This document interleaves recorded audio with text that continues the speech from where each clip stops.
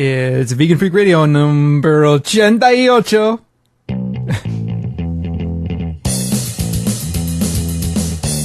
almost said like número.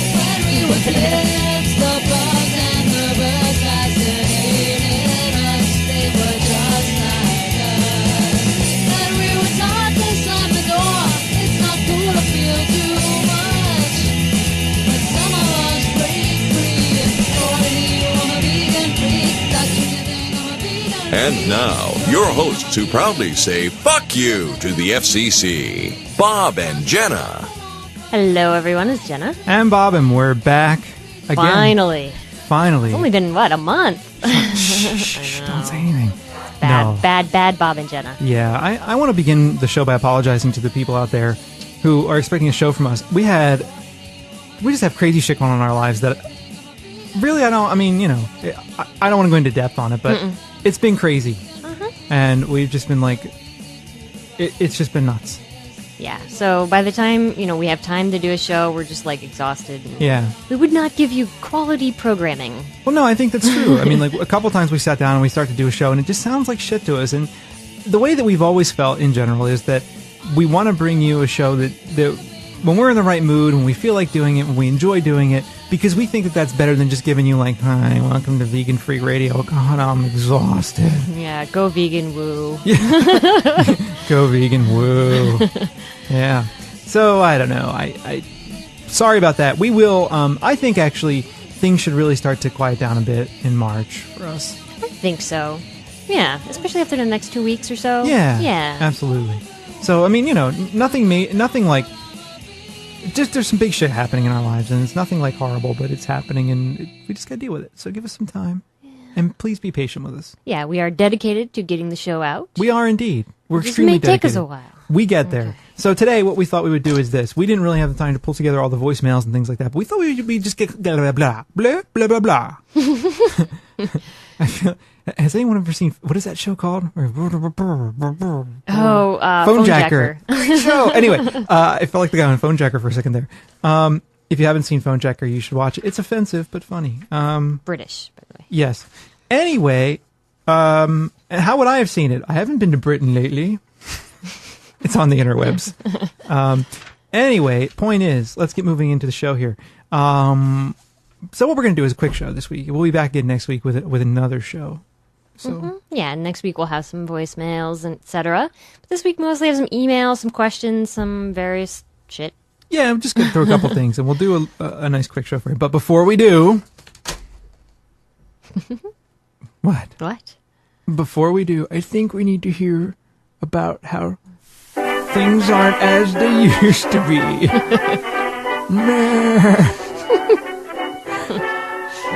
Now, in case you're not familiar with it, this segment of the show is about how I feel increasingly old. And Jenna, too. Me too. Yes.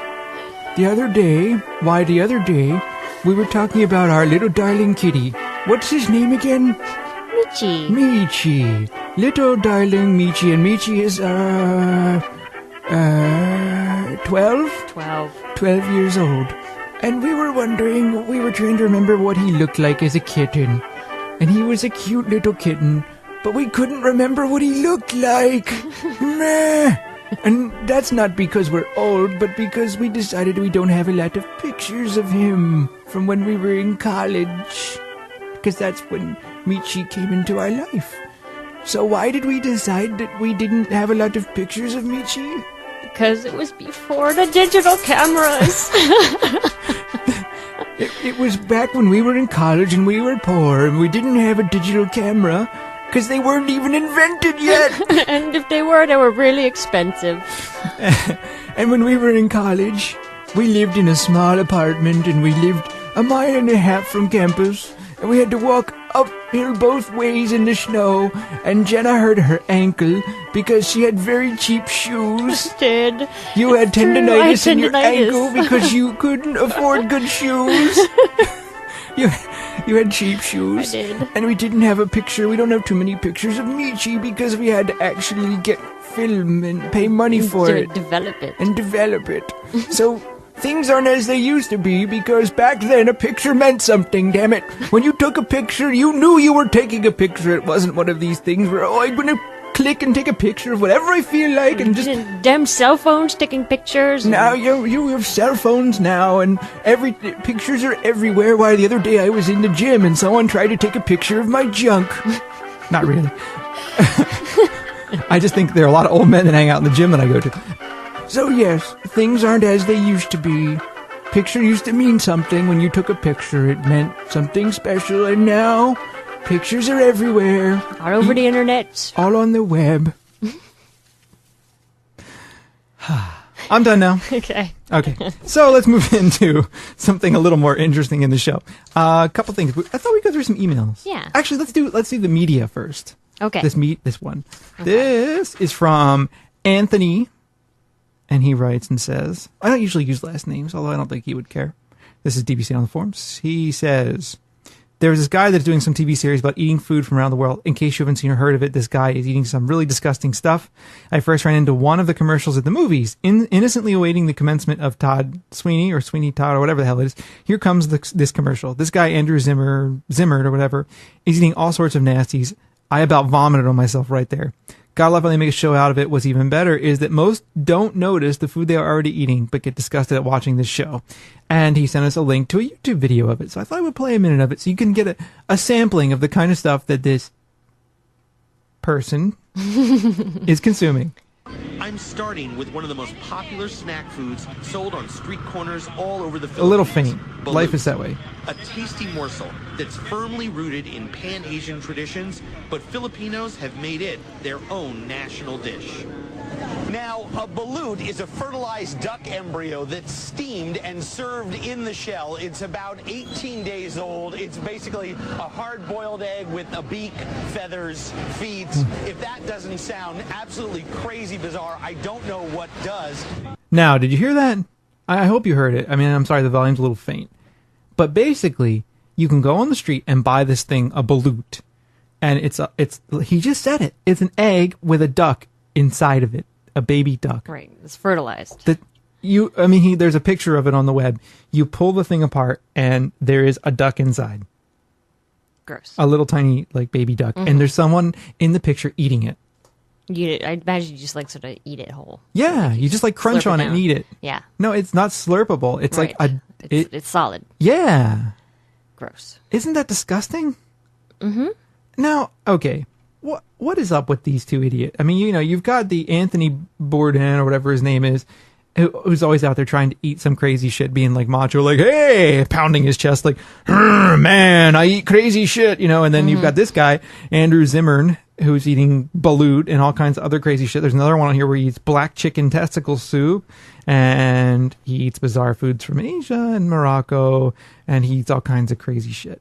So I don't understand, like, what is it about these people that makes them, like, A, want to go do this shit and seem like they're real men, number one, or A. I do that in class all the time. Students are like, if they were paying attention, they would understand why that's a problem. Yeah. They don't ever follow point to point anyway. That's asking too much. So, what possesses people to do this shit? Like, why? Why bother? These foodies. They get on my nerves. Yeah. Foodies are annoying. I was reading this article in the New York Times today, and it was this article about maple syrup. I was like, oh, an article about maple syrup. The culture is interesting because we live in maple syrup territory, and people go out here and sugar, with their sugar shacks and everything. And it was about Sugar Shack. This family that has the tradition of doing it in Quebec, Mm-hmm. But the whole article was about the whole culture around it, and the culture around it is apparently involved in very fatty and disgusting foods. So they all go out to the sugar shack and they carry all this stuff, and so they're eating like cod livers and all kinds of other gross animal products, and they shot a deer, and so they're out there grueling venison leg, and of course, like, slathering maple syrup on everything. And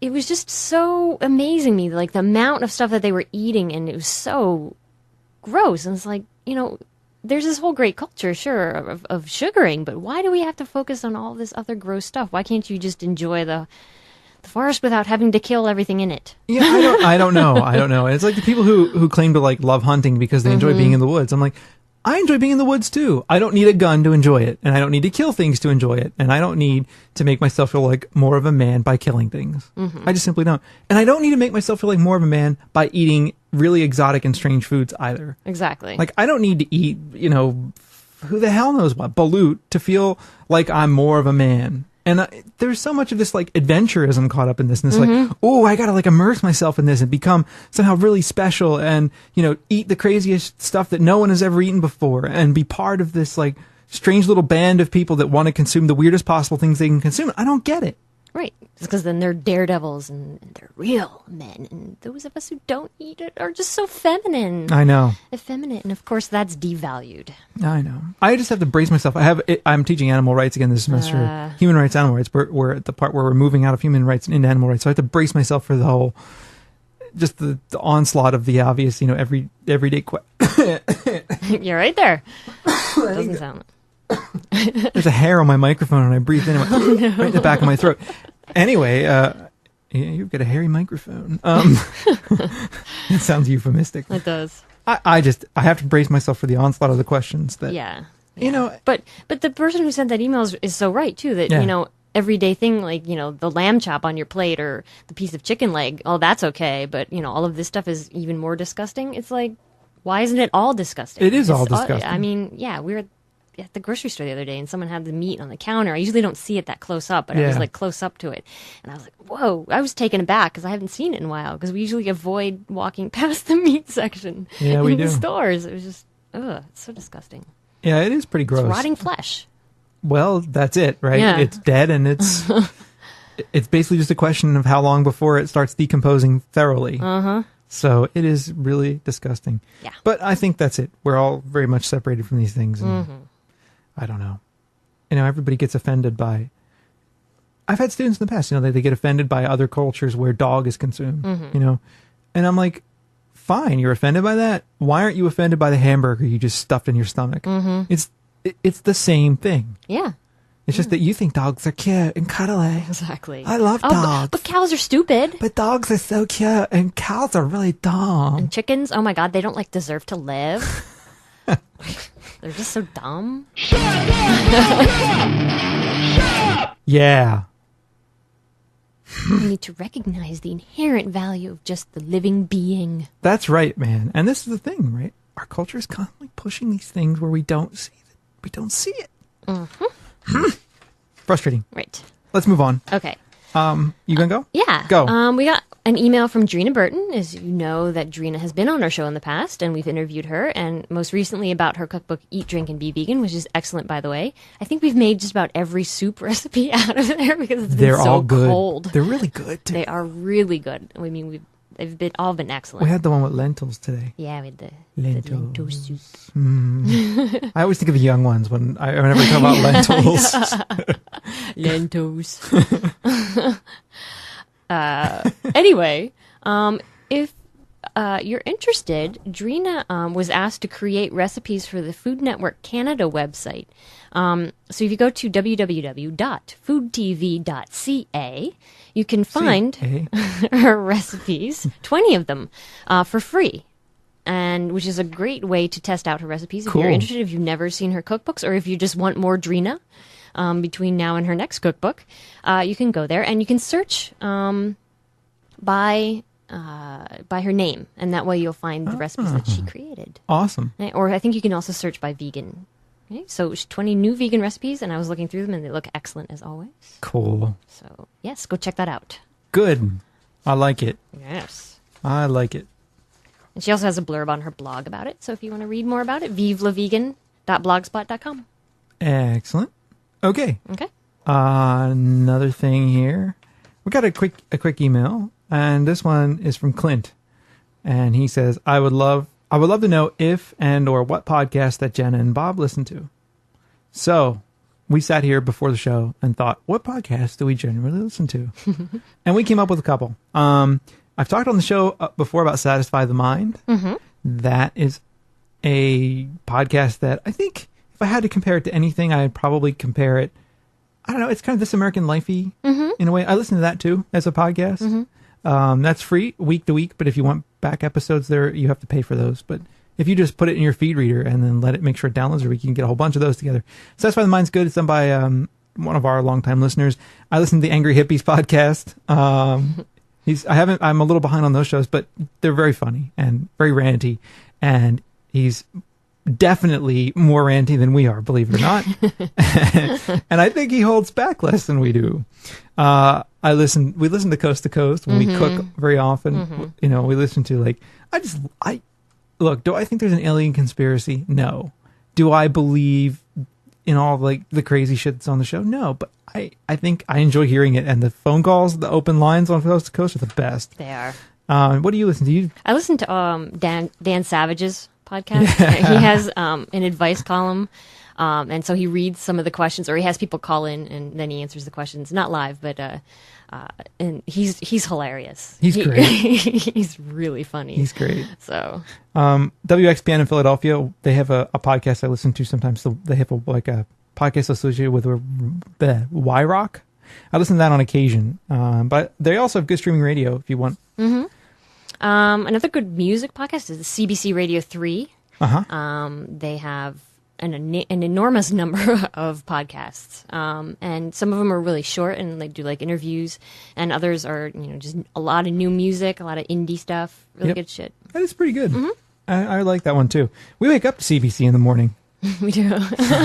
We get tired of our local NPR affiliate for a lot of reasons. Mostly, I'll level. I mean, mostly it's the theme song of our local NPR affiliate that drives me up a wall. It's horrible. It really is. I wish I had it to play for you. It's really horrible. I listen to All in the Mind quite a bit from ABC Radio National.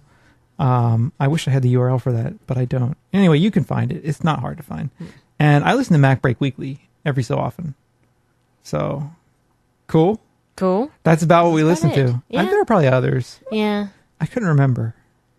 I occasionally listen to KEXP out of Seattle. They have streaming, not a podcast, but streaming radio. They have a good new music podcast, though. I think it's KEXP, or maybe it's KCRW. One of the two of those, two totally different stations, I know. But one of the two of those has a very good new music podcast that I used to get, but for some reason stopped getting. I don't know why. Sometimes if the feed doesn't get updated, you forget about it. I think that's what happened. And I actually, in iTunes, if you don't listen to it within a certain number of weeks, it'll stop downloading them. Yeah, that's happened to me a lot. It puts a little exclamation point there or something. Yeah. Anyway. Oh yeah, I used to get all the Strong Bad videos. I forgot about them. I just haven't seen them in a while. They're funny. They're awesome. They're way beyond funny.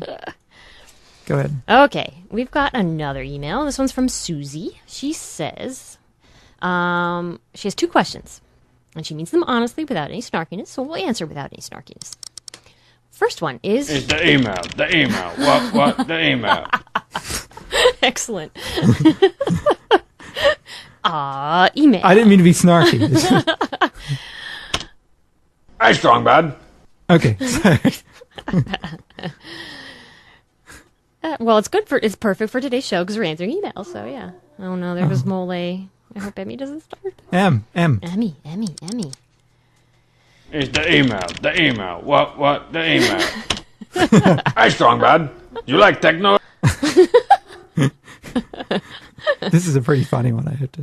Does he play the techno? Yes, he does. Yeah. At all? If you do, what kind? Silent J. Oh, that's very clever. Well, it's not really my style, but I heard a techno song one time that went like... Doom, doom, doom, doom, doom. Don't they all? Doom, doom. Yeah, they do. And then this other part came in and it was like... Doom, doom, doom, doom, doom, doom, doom, doom. And then there's always some kind of high-pitched noise, or like a siren. It's like... Doom, doom, doom, doom, doom, doom. And of course they have to put in the obligatory old movie quote from some sci-fi movie. It's like, the system is down. The system is down. The system is down. The system is down. Doom, doom, doom, doom. Okay. That's pretty much it, yeah. Yep. We are shamelessly using other people's content in our show. Funny. Okay. It's on YouTube. Go ahead. Right. So now. No snark. No snark. Okay, number one. Is human breast milk vegan? Yes. I've been having this conversation with a vegan friend of mine for quite some time. I am 100% supporter of breast milk for babies' children, as long as mom and baby are comfortable with it. But that said, I don't think human breast milk is vegan. Well, why not? The the whole point about why milk isn't vegan is because the cows don't, come around and say like, "Hey, humans, you want my milk?" Don't be snarky. Okay. No, I'm not. I don't mean that in a snarky way. Yeah. No, but it's all in about if you're giving it freely. Sure, it's an issue of consent. Exactly. The cows cannot consent. It's impossible. Yep. And we just take. And that's the whole problem, is that we're exploiting them. We get them pregnant on purpose so that they give us milk. We take it, and then we take the calves away. We don't give the milk to the calves, and That's then the right. calves are killed. Mom's killed when she's no longer producing milk. So the whole system of exploitation there is what is the problem. It's That's not. right. There's nothing inherently wrong with milk itself as long as the milk is being given to the calf. Right? So humans, the milk is designed for human babies. Right. Human milk. Human milk is designed for human babies, and Right. it's what's supposed to nourish the human baby. So there is absolutely nothing wrong with humans giving their babies their own milk. Now, think of an analogous situation that would be equally problematic. Yeah. Would be if you had a farm full of women Right. who were made pregnant and then were milked twice a day, and that milk was taken away from them and given to other people who wanted to feed that milk to their babies without having to breastfeed. If that were all done with human systems, we would find that equally objectionable. Exactly. And that's the problem, right? So the problem isn't that there is, in fact, milk is an animal product. There's no, the opposition to eating animal products, for me, veganism isn't about a purity question. It's not about keeping my temple pure, right? In a sense, I don't want to consume any animal products, but it's not, for me, an issue of purity. It's, for me, an issue of ethics. So the ethical question behind it is the important one. And it's a system of exploitation that Jenna talked about that's really vital for understanding why we would be opposed to animal milk or to milking animals for human ends, but not to having humans, who would want to give their milk freely to their children. Exactly. Exactly. And I'm wondering, by the way, I have nipples, but I can't do anything with them. Right. Why? I don't know. Okay. Good question. I don't know why men have nipples. Evolutionary At least leftover. Could be, probably. Okay. And she has a second question. Is it vegan to eat fruits and vegetables that have been pollinated by the commercial use of bees? I live in the beautiful Central Valley of California. This time of year, the blossoms are exploding. Oh, that must be nice. Yeah, I know, man. We just got back from trucking through the muck here, slush. Yeah, we've got snow on the ground for at least the next month. Okay. I see hundreds of bee boxes lined up in the orchards, and I started thinking, I wonder how... Beat boxes? That'd be funny if there was a field full of beat boxes. A field full of beat boxers.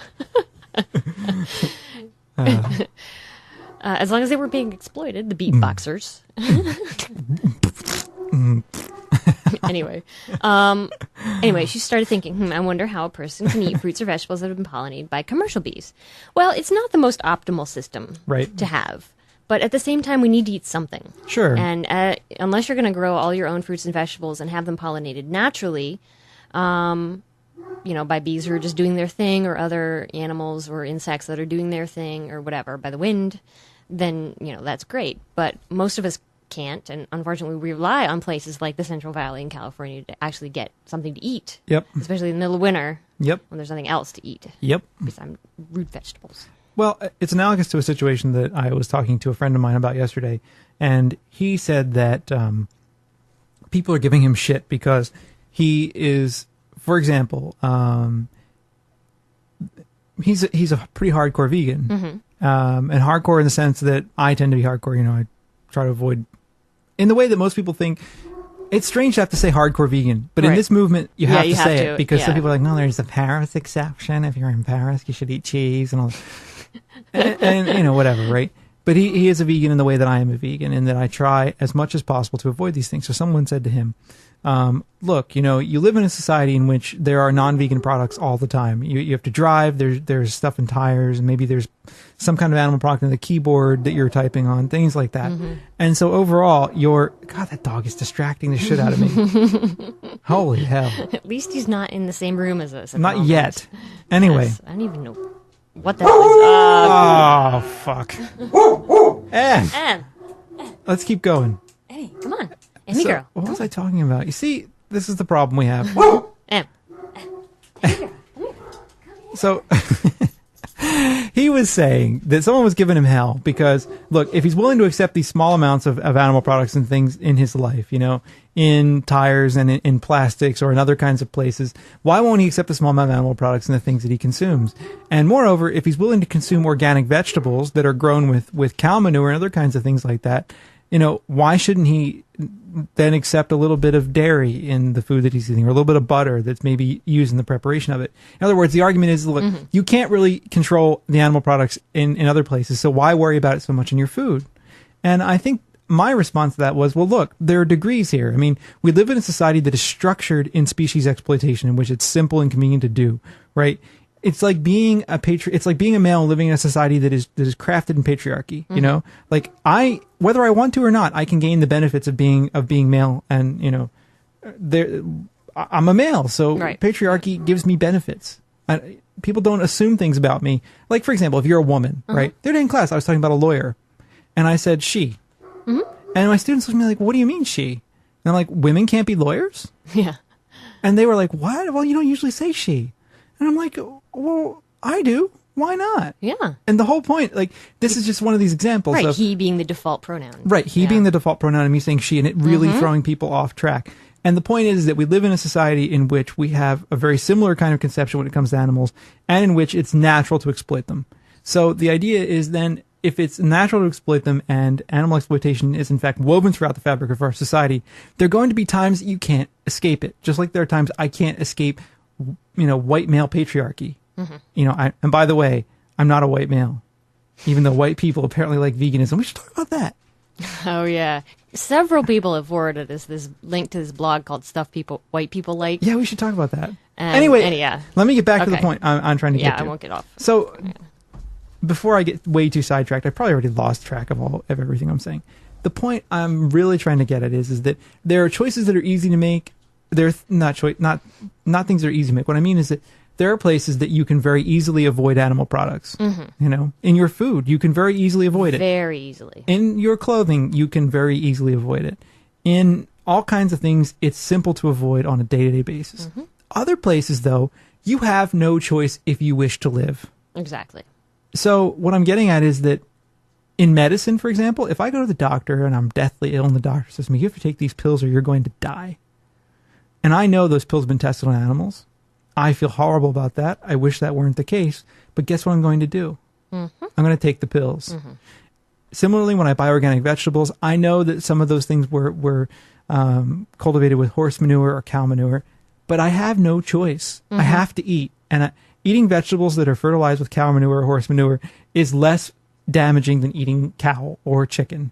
Yes. Do you see? Yes. So what I'm getting at is this whole thing with the bees, after a 20-minute discourse on the nature of oppression in society, this whole thing with the bees, ideally, no. It's like you said, it's not the ideal situation. For a lot of reasons, it's not. But there are some crops that have to be pollinated by bees, and unfortunately... When you have the agricultural system that we have, you just need a whole lot of bees. That's right. So yeah. So you don't eat the honey, right? Because that is, but you have to eat some sort of vegetable. Yeah, I mean, like a lot of nuts and things like that. You have to eat these things, and you have few choices about where you get these things from. So you try to make the choices that minimize harm the most in those situations, and which are in line with kind of the abolition of animal exploitation. Yep. But recognizing as well that it's not about it can't be about complete perfection ever and always. Right. Yes. So I don't know. What do you think? Yep. Exactly. So anyway, the stuff we were talking about before about this blog entry, several people have forwarded us this blog entry in this blog called Stuff White People Like. And apparently feeling superior to others via things like veganism and vegetarianism is one thing that stuff white people like. And there's a picture of us in there. There's a picture of us, because they stole it from the Newsweek article that we were in. So it says... used without our permission, by the way. Yeah. Well, it's if I were a dick and believed in this kind of thing, I would send them a DMCA takedown notice. Yeah. But I don't agree with that kind of shit. Yeah. So. Yeah, but anyway, I'm wondering, the people are like, hey, your picture's in this. And they forwarded us this link. And I don't think they read the blog entry that went with it. No, I don't think. Or the comments. I don't think they did. Well, it's got a picture of Jen and I from the Newsweek article we were a number of months ago. And it basically says, it just says, like, if you require a favor from a vegetarian white person, you should invite them to a dinner with your family. When your mother/grandmother offers them a dish with meat in it, they will reject it, saying that they are vegetarian. When the meal is over, tell them that your mom is very embarrassed and that in your culture, rejecting food is the equivalent of spitting on someone's grave. They will then owe you a favor. It's missing an article there. This can be repeated when you need trips to the airport, someone to help you move, a small interest-free loan, or a place for your friend to crash. If you need to gain leverage with the meat eater, it's pretty easy. They already feel guilty. Just point it out. So what he's trying to say, look, there's so many. Let's talk about the comments, because I think I left a comment here. So anyway, there's this picture of us, and it's, of course, what white people like. But I'm not really white. I'm not really white. And where the hell is it? Oh man, there's so many dumb comments here. I don't even know where to look. Anyway, go ahead. Yeah. So this whole thing is making fun of. So yeah. So of course it's making fun of us. And people forward it to us, and I'm like, did you read this? And I have people on campus are like, "Hi, I saw your picture in that thing, man." I'm like, did you read it? Yeah. Are you like, what? Are you, what? Okay. So someone in there, in the comments wrote, "Yo, the guy in that pic ain't Latino. Just look at him. He looks like a total faggot." So. Yeah. Well, you yeah, going back to the whole masculinity thing. Yeah. Again, back to the whole masculinity thing we talked about in the beginning of the show. No, I'm wondering. I mean, oh God, I'll just read you what I wrote. "Yo, the guy in the pic is definitely Latino. I should know. It is me. My dad was born in Mexico. Is that Latino enough for you? As for looking like a, quote, total faggot, I'm not sure what you mean with your incredibly erudite I can't even fucking say the words I wrote. Anyway. Erudite remarks. Yeah, I used a big word. Go look it up. Do you mean to imply that there aren't gay Latinos? Do you mean to imply that I look feminine? Do you mean to imply because I don't eat meat, I probably love other men? I'm not really sure what you mean, though. In my experience, people who are running around calling others total faggots are the ones who are most often questioning their own sexuality underneath the surface of it all. And that's fine with me. Actually, I encourage it, but I just wish you'd own up to your feelings rather than beating others down with homophobic epithets designed to cover your own insecurities and uncertainties.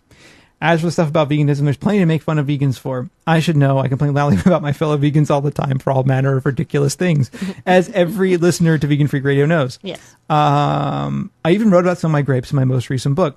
But seriously, this entry, it just seems a bit feckless and limp. Not only is it just not funny, I'd encourage the author to take some lessons on parody from The Onion. It is also poorly written. I mean, there's so much to go after, and it really could have been much sharper. And I actually agree with that. It was really dull. I thought it was real, like, it wasn't even that funny, and I don't even think that because I was involved in it. I actually think, if there were my picture there and if it were fairly funny, I could get behind that. If it were, you couldn't, but I could. I could. I definitely could. No, I can be quite humorless sometimes. So. Yeah, when it comes to stuff like that. Yeah. And so anyway, and this whole thing about, soy will make you gay and like people looking like faggots, and I just think it's fucking ridiculous. I just think it's completely ridiculous. And I don't get why people, I mean, I get it. I understand why people do that, but I don't know, man. I've just been called faggot so many times in my life that I mean, I'm used to it at this point, and I'm straight, so I can't even imagine what it's like to be gay in this society. You know what I mean? Yeah. So it's just a disgusting world we live in sometimes. It really is. It really is. Well, it's all oppression. It's all, common oppressions. That anyone who's different is therefore inferior. That's right. And it goes back to this whole thing that we've talked about repeatedly on the show, this whole idea that, look, if you don't consume meat, you're definitely, you're not manly enough. If you're a male and you don't consume meat, you're not manly enough. Mm-hmm. And of course, the way to be not manly enough, the way to allege that someone isn't manly enough is that they're a faggot, which is ridiculous. Yeah. I mean, it's so patently ridiculous. And it's so homophobic. It really and it's so full of hate. I can't even wrap my head around it. It is. So, believe me, I'm not upset about, mouth-breathing people on the internet calling me a faggot. I'm used to people on the internet hating me, but I'm used to people hating me in general. But I just think it's sad and kind of pathetic. And I actually think this could have been so much funnier too. That's the part. It just could have been so much better. Anyway. Anyway, yes. Let's move on. Okay. Rather than give this person more airtime. True. I think you have the last email. I do, don't I? You do. I think it's under your keyboard. Oh, yes. Here I am looking at all these stupid comments and this thing. I'm like, wow, so Get many off the internet. Stupid. Get off the internet. The internet is... I love the internet and hate it too. Mm-hmm. I simultaneously love it and hate it. Yeah. I mean, it allows us to do our show and reach a lot of people that we'd never reach otherwise. Well, you can reach a ton of people. People can get support. Like, vegans can find each other. That's right. Know? And it's great because it's such a disparate community. Yeah. Yeah. It can do good things. It can bring people together in a lot of ways. Anyone, like, we don't have, a ton of resources, and we can start up, web pages and stuff like that. So the show is a prime example of what could come from it. But on the other hand, I think, I don't know, I'm really torn on this idea. Mm-hmm. Part of me loves the internet because you can be anyone almost. Mm-hmm. Like there's that New Yorker cartoon where they're like, no one on the internet knows you're a dog, right? Yeah. Or whatever it is. And no one does know. But on the other hand, not everyone deals with that very well. Mm-hmm. And I think that in part, the nature of the medium pulls out the asshole in people very quickly. It does. And it pulls out the nasty in people very quickly. Mm-hmm. And I think actually me included, there are times on the internet I've been in arguments with people where I've gone straight for the jugular and been a real dick. Mm-hmm. And it's easy to do. It's simple to do. And I wish and there are times I've regretted some of the things I've done, mm-hmm. like the way that I've dealt with people or the things I've said. Not often, but sometimes. And I just feel like the whole thing is, I don't know. Maybe if more people had to own up, to what they were saying by putting their name behind it, and or if having to see the person they were talking to. That's true too. But then again, then. Yeah. But then it loses that important that important side of anonymity, which is I think can be good too. So I don't know. I'm always really drawn on these things. It's like I can never decide what I really want, but I don't know. It's complex. Yeah, it is complex. It is super complex, and I don't know. I'm just whatever. So anyway, the whole white people thing. Anyway, let's talk about this email, which we received from a listener, DL. Okay. So, let's see. DL writes and says, my question is about our collective utopia as AR activists. DL writes and says, I'm a very goal-oriented person, and it's much easier for me to be successful in the process if I have a clear understanding of the ultimate goal to which I aspire, or to which to aspire. I'm not sure I can clearly identify our goal. As far as the process is concerned, I understand the general goals of vegan outreach: reduce and effectively end the consumption of animals. By eliminating the demand for animal products, humans will stop producing animal products. But then what? When we stop breeding farmed animals, do the species cease to exist? There will be no more cows. Can cows exist in the wild? Where will these animals live? Another goal is to cease the breeding of cats and dogs and other domesticated animals. Once we stop the breeding and care for the remaining domesticated animals until they die, and then what? What happens to veterinarians? Will we no longer study animal anatomy for purposes of helping them? Also, what do we make of animal studies that essentially prove that animals are sentient and other important scientific proofs that assist in our advocacy? For example, in his fascinating book, Pleasurable Kingdom, Jonathan Balcombe discusses how studies have shown that animals feel all sorts of emotions: jealousy, sadness, shame, and that they enjoy sex for reasons other than procreation. Well, there I agree with animals. How could we have come up with this information without having performed studies on animals? In essence, we had to exploit animals in these studies in order to prove why animals should be free from exploitation. I wonder what our ultimate goal is. What do we really want to see in the end? If we get our way on all issues pertaining to abolishment of the consumption and exploitation of non-human animals, and what does that mean for the relationship between non-human and human animals? That's a big question in a huge number of ways. And I will respond at more length. I'm working on a draft of a response because it's a big enough question that it's like I've had to think about it actually and write out what I'm writing. So to the person who wrote that to me, I will respond to you personally with this because I've been kind of thinking about it and kicking around. But I also think that I want to just talk about this. I think it was an interesting question. Like what is our goal? What is our utopia and all that? And I think that there are a lot of problems with defining this as a movement, right? Mm-hmm. What is our goal as a movement? For me, the goal of our movement should be abolishing this stuff, right? Sure. And I think a lot of people will say that that's the goal. Mm-hmm. But if that's the goal, the practice certainly isn't hitting that goal. Right. Because if we look at a lot of the activism that's being done out there, I think that a lot of contemporary animal welfare or rights activism today doesn't really hit at that goal very effectively. And another thing, and I there are tons of reasons for that. If you read Francione's book, Rain Without Thunder, or if you read chapter 4 in my book on making a killing, you can see how all this stuff works out. Emmy, Hey guys. get a grip. Oh God, the planets are not aligned correctly for a show today. So anyway, Oh my God, it's the UPS guy. oh my God, UPS. They hate UPS. Me too. They hate it. We love it. Yeah. Anyway, so, the critiques of welfareism aside, as another matter, I really think that, I think in a sense, visualizing utopia is important, and thinking about the kind of future we want is really important too. But I also think that our means have to be our ends. Mm-hmm. What I mean to say is that throughout time, political movements of all stripes have gotten hung up on this, like, when we reach the paradise, everything will be great. And I think, I'm not trying to suggest that that's what this listener is doing, but I think that what happens is that having this notion of, the post-revolutionary world or the perfect world, sometimes if we have that goal in mind, and only that goal, we can make all kinds of ethical compromises to get to that end. Mm-hmm. And we don't think about the means to that end. So the means and the ends, I mean, I'm very much concerned with means, ends being the same thing, right? Mm-hmm. Our means have to look like our ends. And I think if you have ends and you don't really worry a lot about the means, you can get caught in places where you're making really key ethical compromises. And I think this is what the animal rights movement has done repeatedly over and over and over again. Yes, it has. It says, look, we want to abolish all animal exploitation, but then they actually end up making, having these strange bedfellows with like Whole Foods or egg producers. Look at the Humane Society of the United States was promoting. I talk about this in the past when they came to our campus and they wanted to get this program running, for cage-free eggs on campus.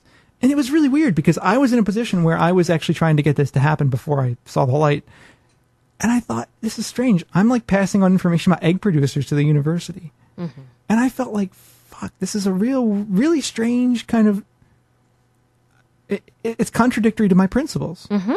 So what I guess I'm getting at is that, well, I think it's really important for us to think about the ends that we want to get to. I also think that we have to think about the means and think about the means and the ends together, or we get into a lot of trouble. So I think that the means and the ends are very important, and I think the means are essentially the ends. Veganism is, huh? Yeah, it looks like veganism. It looks a lot like veganism to me. And it looks a lot like veganism in a world where we don't have overarching dominance of a single species over the entire planet, ecosystem, animals, everything else. So I think that the movement today is largely impotent because really it's been supporting means that don't match the ends. And I really do think that that's like incredibly important. And I think in a lot of ways that's why the basic question is, in a sense, flawed in a way. Mm-hmm. I mean, I appreciate the question because it made me think a lot. But I also think like there's one part of me that really thinks within our lifetimes we'll never really see the full abolition of animal exploitation. No. And so given that, I think what we need to think about isn't what will the end look like, but what do the means to get there look like? So, how do we get to that end, right? Mm-hmm. And how we have to have these two things tied together. And I also think that in some ways, thinking about just the ends, or thinking about this like great utopia after the revolution, whenever that is, right, can be really counterproductive because I don't know. I feel like we need to just be more integrative about the whole perspective on it. Maybe I'm not being clear. Yeah, no, you're being clear. Okay, I cool. mean, you should also mention that you talk about this in your book.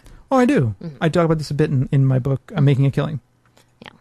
So, okay, let's answer some of the specific questions. So as a general matter, I think that thinking about these things is important, but I also think we need to think about it as a process. Definitely. And as an integrated process. Right. So, okay, this whole question about by limiting demand for animal products, but then what? When we stop breeding farmed animals, do the species cease to exist? And in a way, I think it's another weird question because the species that exist today are human creations. Yes. Now, I talk about this in my response to this person, but turkeys. I mean, you and I have seen turkeys around here. Yeah. Wild turkeys. Wild turkeys are great. You can see them running through the fields and eating and hanging out. They hang out in their flocks. Yeah. They look nothing like the turkeys in the farms. That's right. They look nothing alike. They are completely different. If you didn't know any better, you would presume that these were two separate species. They look that different. And so my response is that what we have right now are animals whose bodies are essentially morphed by the demands of profit and of capital. And if we were to stop breeding those animals and they were to be gone, I wouldn't feel horrible about that necessarily. Right. Because they are human creations, and they're creations that I think lead, by and large, miserable lives. And most of them are physiologically flawed in very key ways because they're designed. I mean, they're animals that are designed and bred to grow quickly and to be extremely profitable. So, yes, do cows go away? Probably. Do turkeys go away? Probably. What do we do with them in the interim? Well, if as a society we were to decide that we wanted to stop killing and eating these animals, it would be our job to take care of them until they died. That's what I think. Exactly. And we're talking about, look, I mean, it's the point now with cows and bulls that a dairy cow can't really be safely bred by a bull anymore. Nope. Okay, what I mean, and most of you probably, cows and bulls, right? Cows are females and bulls are males. And I only mention this because I see this mistake made in animal rights literature by people who are supposed to know better and don't. Like Tom Reagan, right, makes this mistake in his book, and I'm like, what a stupid mistake to make. Yeah. I mean, it just shows you don't really. Anyway. Yeah, cows are the females. Yes. Cows are the females. Now, most cows, when they're impregnated, there's not a bull that comes around and humps the cow, right? They're artificially inseminated. So there's this straw of frozen semen from a bull, one bull somewhere whose job it is essentially is to be jacked off and whose semen is sold across the country, right? To keep the lines pure. So when cows are impregnated, they're inseminated. Dairy cows are. These cows the bulls are huge. Yeah. The bulls are massive, and the cows are big too, but the bulls are huge. And they're so huge. Like, we're talking about, these things are like the size of a Hummer almost, right? Yeah, they're insanely huge. They would destroy a cow if they were to try to mount her. Yeah. So what I'm getting at is that these are animals that are bred by us and really can't even naturally breed much anymore. Nope. So... Yeah. Yeah, turkeys the same way. They are bred to be so front heavy that they can barely walk, and they can't breed either. They are also artificially inseminated. Yep. So, yeah, I mean, all throughout humankind, even before the advent of, the more industrial type agriculture, humans have been breeding animals for their own purposes, not for to make the animals more, for what the animals want. Sure. No, it's all for our purposes, and that's quite selfish, I think. That's right. No, I agree. Yeah. I agree. And that's why I think that if we were to decide, if somehow there were a post-revolutionary world in which all animal exploitation were abolished, if that's our goal, then the cows go away. And I think that's fine, And are there wild cows? Well, there were at one point. There were. Yeah. There aren't anymore. But, I don't know. This is what I'm getting at. Why would we keep alive an animal that we brought into existence, largely we've brought into existence for our own ends? So I don't understand why, if we're going to abolish exploitation of animals and abolish that oppressive system, why we want to keep breeding animals or bring animals into existence that rely on us for their existence. Right. That's my point. So would it be sad? Indeed. And how about dogs and cats? I feel the same way. I mean, I love my dogs like probably more than anything else. I love my cat, and they're great. But it seems clear to me that as humans, we are incapable of managing this relationship in a way that is positive. Really, on the whole. Yeah, I mean, look at most dog breeds have the same problems that we talked about in That's industrial right. agriculture. That they have been inbred and bred for certain characteristics for so long that they have ear problems and nose problems. They can't breathe and they get arthritis really easily. That's right. It's really sad. I completely agree. The other question was, what happens to veterinarians?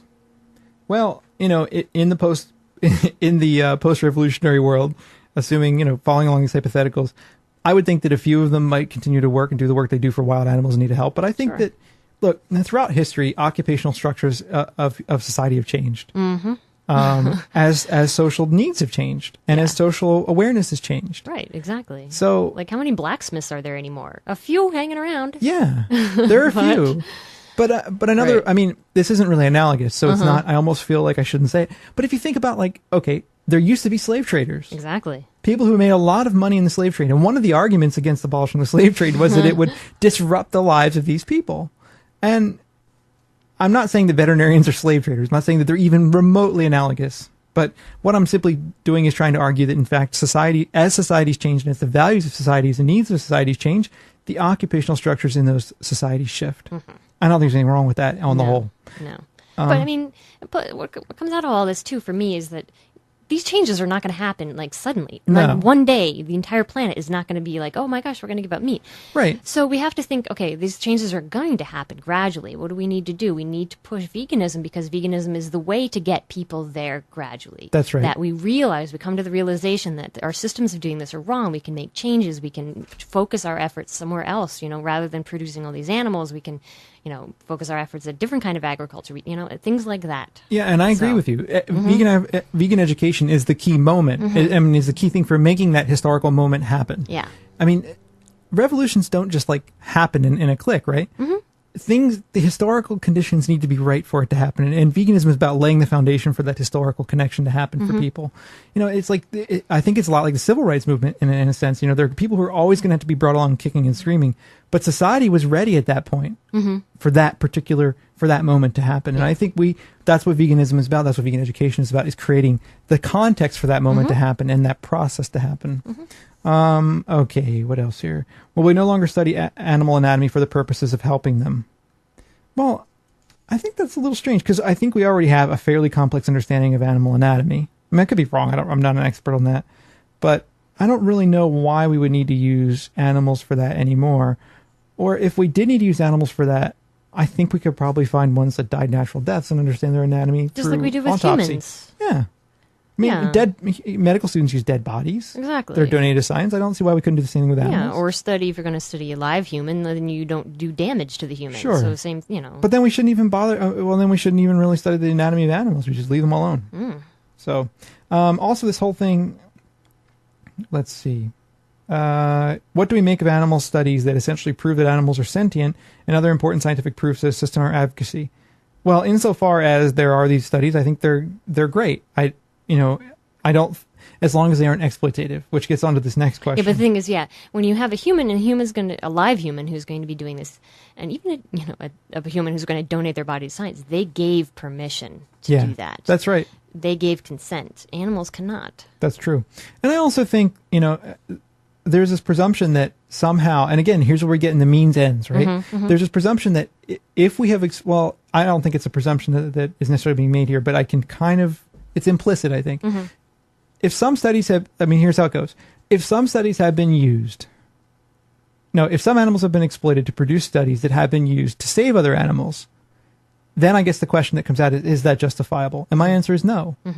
Just as if we were to have experiments done on human beings that saved other human beings, I don't think that's justifiable because you have an issue of consent. Like, for example, if I could test on 100 babies and come up with a cure for a disease, most people would find that objectionable. Some won't. Because I thought, this in my classes. Some students are like, yeah, do it. Most of us find that objectionable because we consider that a violation of their human interest. And I would say it's the same thing for animals. I don't think we have to exploit animals to understand them. And indeed, I think we've been able to garner quite a bit of information about animals without exploiting them. I mean, there are a lot of observational kinds of things that one can do. I was just going to say, if you observe animals and doing what they do, you don't need to use them in a study. That's right. And you can learn quite a bit. I mean, I don't know. I haven't read Balcomb's book, so I can't really say for sure what he does or doesn't do. I don't really know enough about it at all. But I wouldn't, for example, promote a study that allowed us to prove anything like that. I just think it's really troubling on a lot of levels. So I guess what I'm getting at is, like, even if we did need to exploit animals to understand them, and if we could argue that exploitation would result in studies that could be useful for activism and outreach, I still don't think it would be a morally relevant or morally acceptable way of justifying that stuff. In other words, I guess what I'm getting at is that I don't think we need to do that. The means don't match the ends. The means don't match the ends, right? If our end is abolition, our means should be abolition. If we want to see animal use by humans gone, that's what we should do. Yeah, we shouldn't be using animals to do it. That's right. Right. So I guess what do we really want to see in the end is what I assume DL is a she. But anyway, I guess the last question is if we get our way on all issues pertaining to the abolishment of the consumption and exploitation of non-human animals, and what does that mean for a relationship between non-human and human animals? Well, I mean, there are a lot of answers to that. Some people have said that we could take on a role of companionship, that it could be a role of guardianship over animals that need guardianship.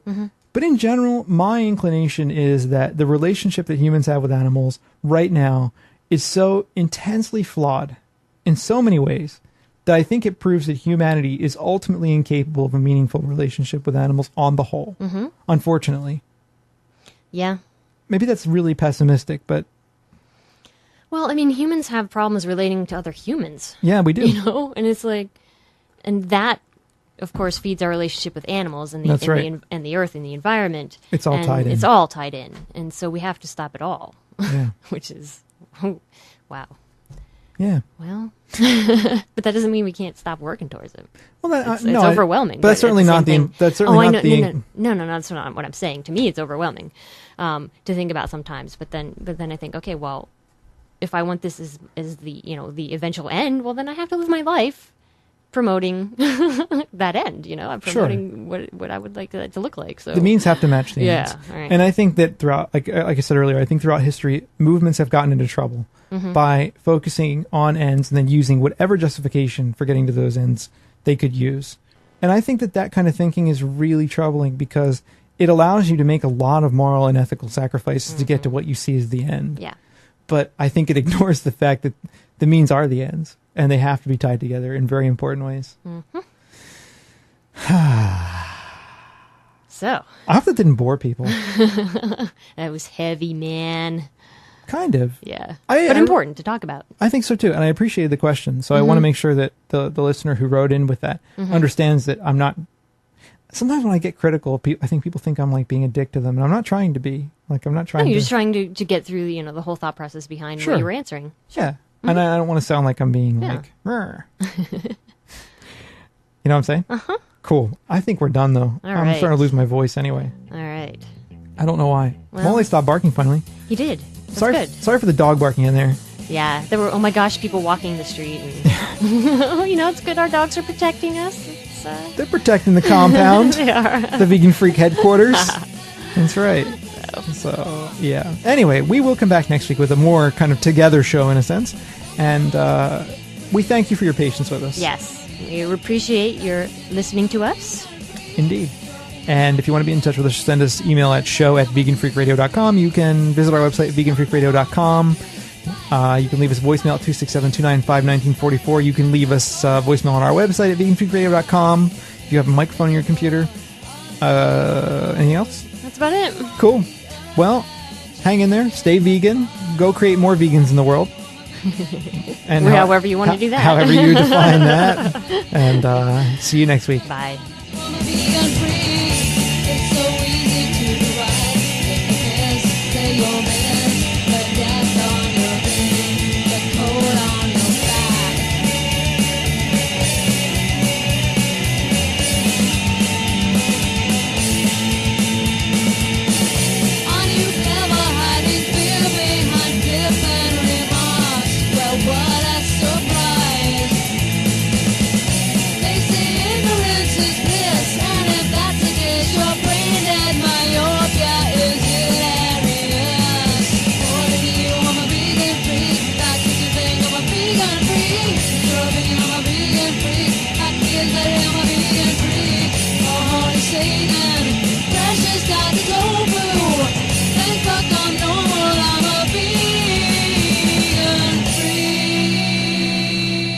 You're working hard to put food on your family.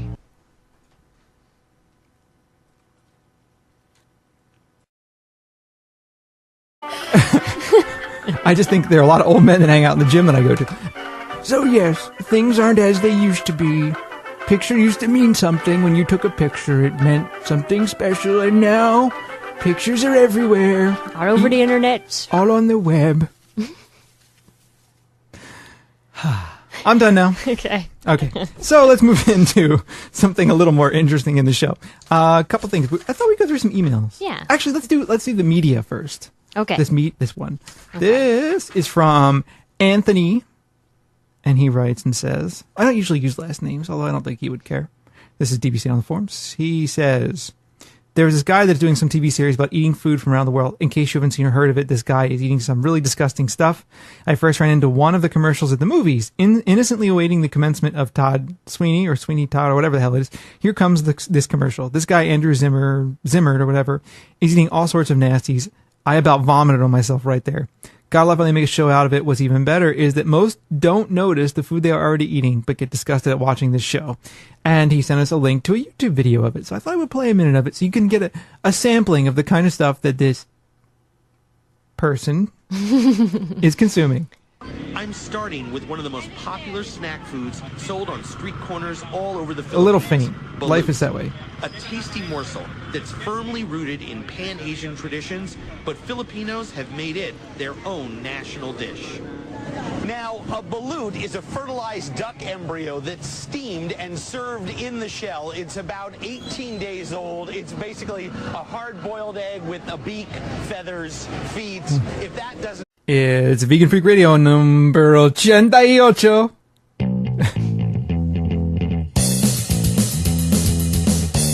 I almost said like numero.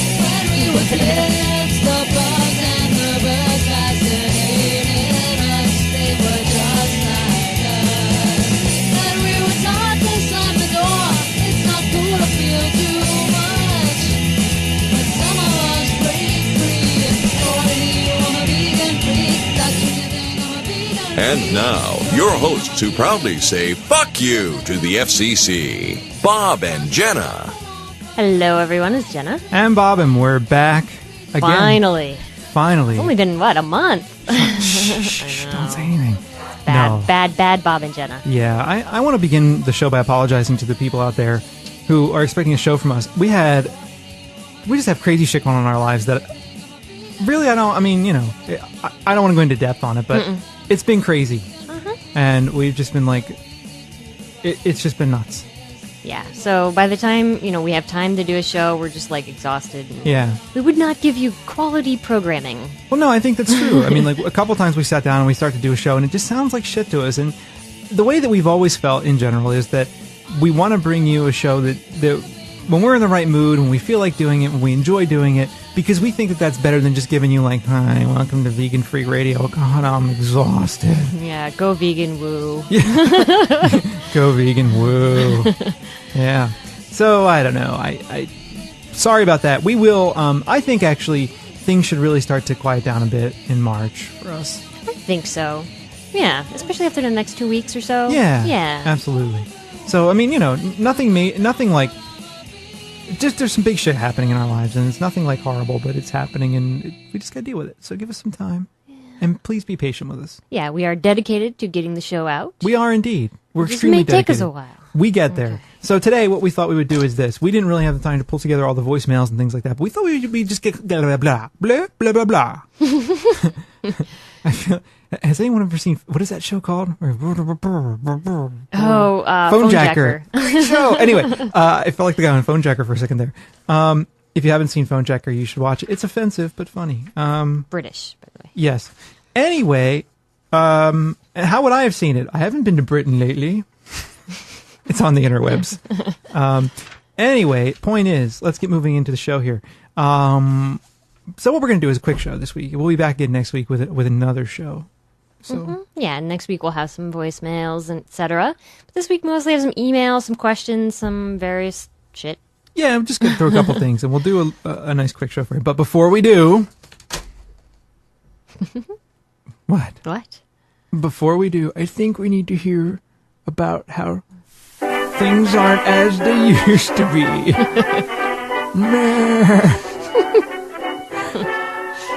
Now, in case you're not familiar with it, this segment of the show is about how I feel increasingly old. And Jenna too. Me too. Yes. The other day, we were talking about our little darling kitty. What's his name again? Michi. Michi. little darling Michi, and Michi is 12? 12 years old. And we were trying to remember what he looked like as a kitten. And he was a cute little kitten, but we couldn't remember what he looked like. Meh. And that's not because we're old, but because we decided we don't have a lot of pictures of him from when we were in college. Because that's when Michi came into our life. So why did we decide that we didn't have a lot of pictures of Michi? Because it was before the digital cameras. It was back when we were in college and we were poor and we didn't have a digital camera because they weren't even invented yet. And if they were really expensive. And when we were in college, we lived in a small apartment and we lived 1.5 miles from campus. And we had to walk uphill both ways in the snow. And Jenna hurt her ankle because she had very cheap shoes. I did. You had tendinitis in your tendinitis. ankle because you couldn't afford good shoes. You had cheap shoes. I did. And we didn't have a picture. We don't have too many pictures of Michi because we had to actually get film and pay money for it. Develop it. And develop it. So things aren't as they used to be because back then a picture meant something, damn it. When you took a picture, you knew you were taking a picture. It wasn't one of these things where, I'm going to click and take a picture of whatever I feel like and just... Damn cell phones taking pictures. Now you have cell phones now and pictures are everywhere. Why, the other day I was in the gym and someone tried to take a picture of my junk. Not really. Sound absolutely crazy bizarre. I don't know what does.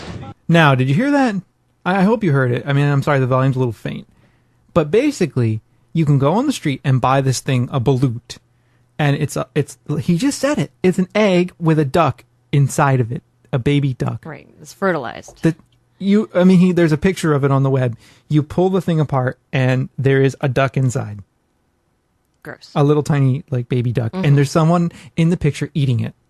I imagine you just sort of eat it whole. Yeah, you just crunch on it and eat it. Yeah. No, it's not slurpable. It's right.